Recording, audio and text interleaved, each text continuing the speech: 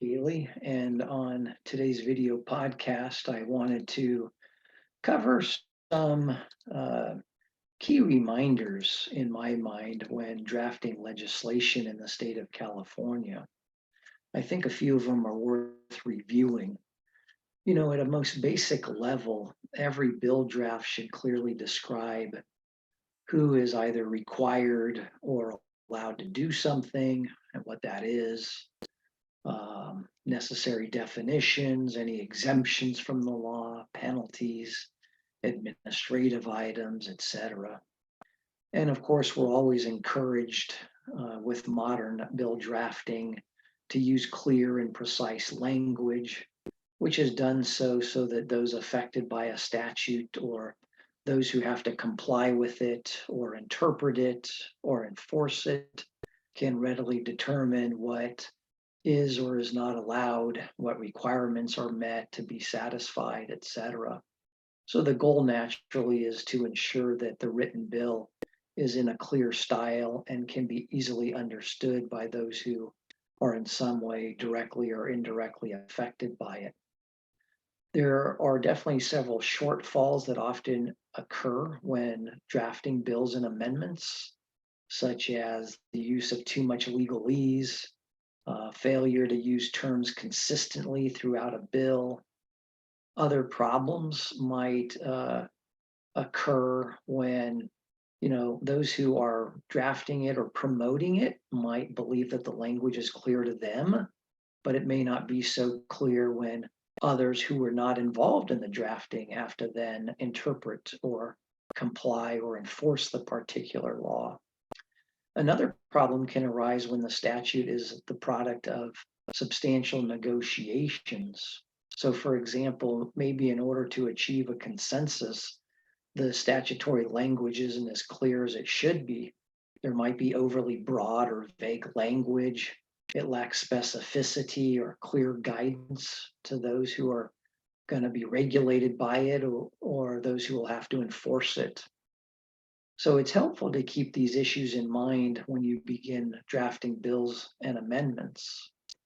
And I think that you need to spend time thinking through the issues presented by the proposed legislation and how you're going to address these issues. In other words, bill drafters are often told to think through the bill's provisions before putting your pen to paper. For example, you might ask yourself whether the language is going to be clear enough to be understood, for example, by someone who may not be familiar with the topic of the proposed statute. What are the potential ramifications of the bill's proposed provisions? Now, I want to provide a couple of general guidelines and some reminders to keep at the forefront while you're drafting.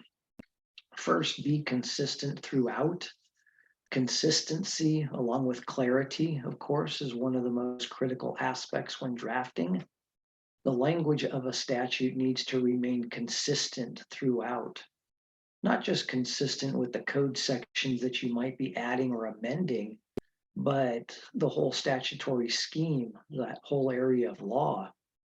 So if there are defined terms already in statute, then you should try and continue to use them. Variety in language is perfectly fine in creative writing, but not so when you're writing a statute.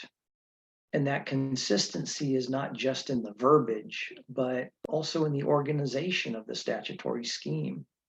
Consistency is very key in drafting because it reduces the opportunity for misinterpretation or creating unnecessary ambiguity in a statute. Next, we want to use the active voice rather than the passive voice. Along with consistency, varying between active and passive voices, again, may be appropriate in creative writing, but that's only going to lead to confusion and likely misinterpretation when the passive voice is interspersed in a statute along with the active voice. So when drafting bills and amendments, you should always try and write in the active voice as much as possible. And that's because it's important to identify the who and the what in the statute, such as a person is required to do something or that a mandate is being imposed. Next, we want to use singular terms. There's less likelihood of confusion or ambiguity when using the singular subject rather than the plural version. For example, using the plural may be interpreted to require more than one person to engage in certain conduct in order for there to be a violation of the law. So we tend to use the singular subject to provide greater clarity to the statutory reader. Next, we want to refrain from gender-specific terms. So if a proposed law applies to all persons, then we don't specify he or she, for example. We'll use they, and we use a person instead of any person. Also, it's better to use gender-neutral terms throughout.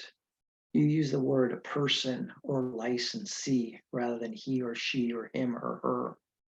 It might even be better in many instances to repeat the pronoun.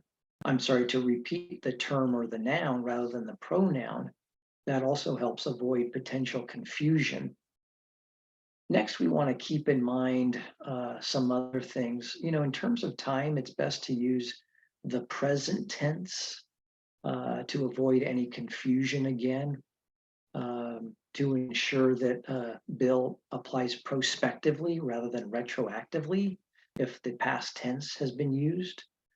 Abbreviations and acronyms, we generally don't use them in drafting statutes. On rare occasion, they are used. We want to try to use short, simple sentences whenever possible. It's best to really be simplistic in your bill writing. Use familiar words that easily express what the bill's author, your client, is intending to do. These words should be based upon their common understanding and usage. And so you should generally avoid legal terminology unless it's really required. Next, be concise in your writing. Along the same lines as the last suggestion, try to avoid unnecessary language. Again, keep your sentences concise. Make sure they're properly conveying the intent of the proposed statutory language. Being concise, I think, also helps with consistency. So you want to be direct whenever you can in your writing, and also express something in a positive manner rather than a negative. The next item is to deal properly with statutory references. And here you want to ensure that a new statute or an amended statute has been properly integrated into the existing laws. This will also help avoid potential conflicts or ambiguity or differences in interpretation or the implementation of your statute.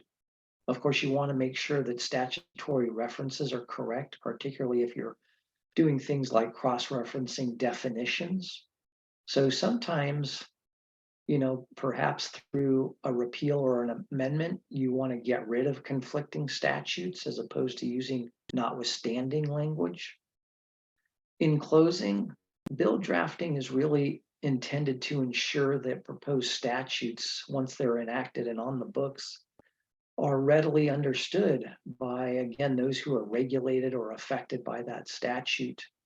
And this means using clear and unambiguous words and phrases, arranging your statute in a logical, consistent fashion.